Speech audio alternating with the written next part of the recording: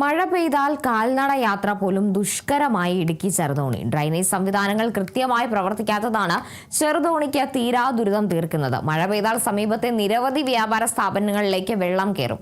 ഓടകൾ കൃത്യമായി ശുചീകരിക്കുന്നതിൽ പൊതുമരാമത്ത് വകുപ്പ് വീഴ്ച വരുത്തിയതാണ് പ്രതിസന്ധിക്ക് കാരണമെന്ന് വ്യാപാരികളും നാട്ടുകാരും ആരോപിക്കുന്നു. മഴ കനത്തതോടെ ചെറുതോണി ടൗണിലെ പ്രധാന റോഡിലൂടെ മലിനജലവും മാലിന്യങ്ങളും കൂട്ടത്തോടെ കുത്തിയൊഴുകുകയാണ്. ഇറക്കമുള്ള പ്രദേശമായതിനാൽ വലിയൊരു കുത്തൊഴുക്കാണ് റോഡിൽ രൂപപ്പെട്ടിരിക്കുന്നത്. റോഡിലൂടെ വെള്ളം ശക്തമായി ഒഴുകുന്നതോടെ സമീപത്തെ പല വ്യാപാര സ്ഥാപനങ്ങളിലേക്കും വെള്ളം കയറുന്നത് പതിവാണ്. റോഡിലൂടെ വാഹനങ്ങൾ കടന്നു പോകുമ്പോൾ ചെളിവെള്ളം കടകളിലേക്ക് അടിച്ചു തെറിക്കുന്നതും കച്ചവടക്കാരെ വലിയ പ്രതിസന്ധിയിലാക്കുന്നു. വെള്ളക്കെട്ട് രൂക്ഷമായതോടെ ഇതുവഴിയുള്ള കാൽനട യാത്രയും പൂർണ്ണമായും ദുസ്സഹമായിരിക്കുകയാണ്. കാലാകാലങ്ങളിൽ PWD ഈ റോഡിൻ്റെ സൈഡ് വൃത്തിയാക്കാത്തത് കൊണ്ടാണ് ഇത്തരം സംവിധാനങ്ങൾ ഉണ്ടാകുന്നത്.